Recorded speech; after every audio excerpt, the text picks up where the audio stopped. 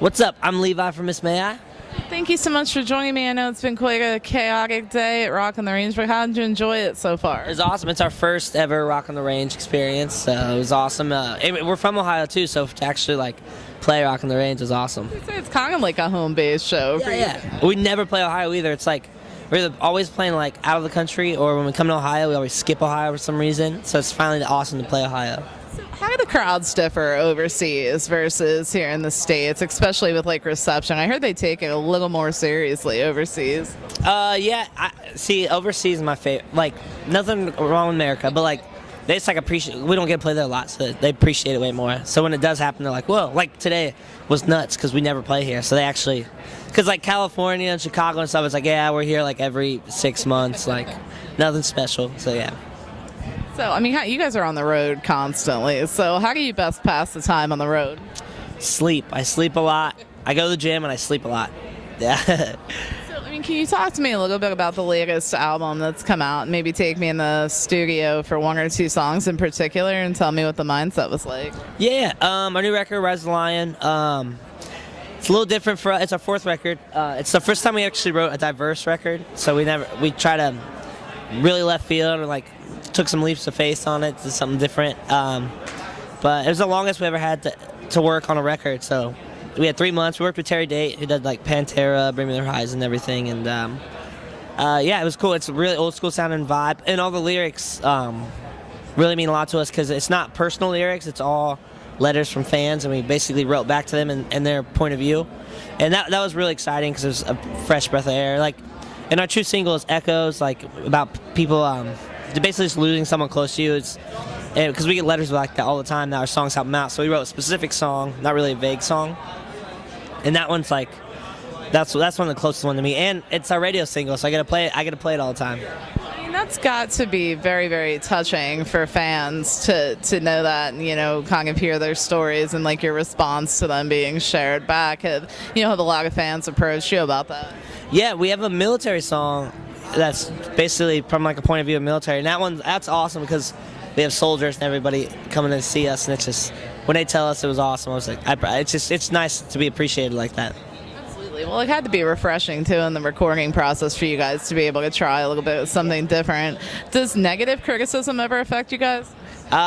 Some of us, we read into the Twitter thing, but you can't do that. I know my wife gets on me all the time. I can't go to sleep. She's like, I can't go to sleep. I'm like, damn, Twitter kids saying bullshit, because they're really clever too. They're really witty. So, but no, it does affect me sometimes. But I know to look past it. And today, there was over 10,000 people watching us, so I know one tweet's not going to change anything. Yeah, exactly. You're doing something right. So I'm always fascinated with the songwriting process of how you have 3 to 4 minutes to tell a whole story and invoke an emotion in a listener with each song. What is that process like for you guys?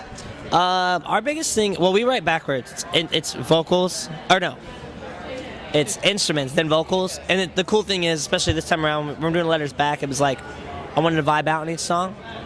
So, whatever, I guess, basically vibe we had. Sorry. That's Miss May, guys yelling around the room. So basically, yeah.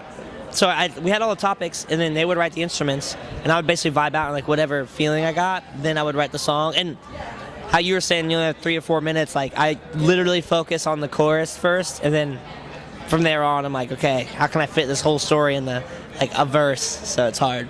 Is it ever hard to, with a lot of honesty and stuff within the lyrical context, is it ever so hard to put so much of yourselves out there? Yes, our last record, Out Hard, that was that's why this time around I was so exhausted from expressing myself so much on the last record that we needed another, I guess, topic.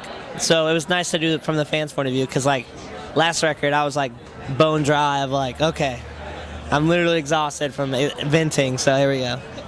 So, with this being your 4th album, I've seen, obviously you've witnessed a lot of changes in the music industry, with the biggest being social media that we talked about. What's been one of the changes that's had the biggest effect on you? The biggest effect, like you said, I think it would be the social media thing, because it's weird. People don't read magazines anymore. Our first record, it was cool, we got a full page in a magazine, sold records. Now it's you have to post good selfies and like have a lot of followers, and then that's what sells records. And it's sort of weird for us because we're not the pretty boy band. So when we it's not like we have a hundred. Well, we do have like time we had like millions of followers and stuff on those things to sell us records. So, and the cool thing is this radio world and this metal world, it's not about that. So that's pushing us more into this world because we're like, screw this. We're gonna go play with the metalheads because like the little girls and like all those little Facebook and Tumblr kids, if you're not like the pretty boy band, they don't care. It's right over the head.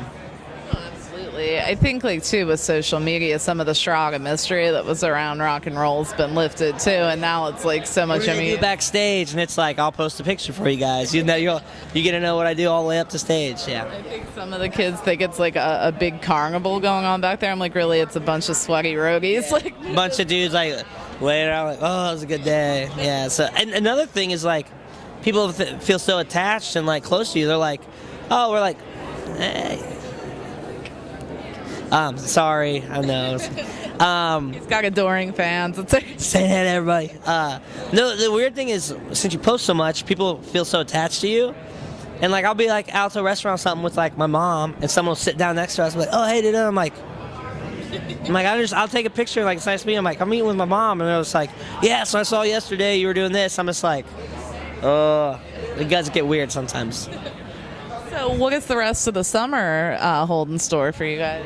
We're doing Mayhem after this we're home for like a week, and then we go to Europe, do all the festivals, downloading everything, and then fly back, go straight into Mayhem first day. What are your expectations for Mayhem? Oh, I can't wait. The cool thing is we did supporting Warped Tour, then main stage Warped Tour, and then the metal world of Mayhem is like, dude, like, I heard it's better, so it's like it's gonna be awesome. Absolutely, I think that Warped and Mayhem are two completely different animals. Yeah. Like in a second, it's like a totally different fan base at both. But it's awesome that you guys can kind of do both and don't have to feel boxed into one particular thing. I hate genres. Yeah, it's not like a pop band from Warped Tour is gonna go play with Korn and Avenged Sevenfold. Like they could try. I don't know how well that's gonna go. Yeah, have fun getting bottles and beer thrown at you. We've been there. It's not fun. Well, I want to thank you so much for taking a few minutes to speak with me. I appreciate it. Hopefully we'll catch up with you again in Mayhem. Thank you. I'll see you guys there. It's very nice to meet you guys.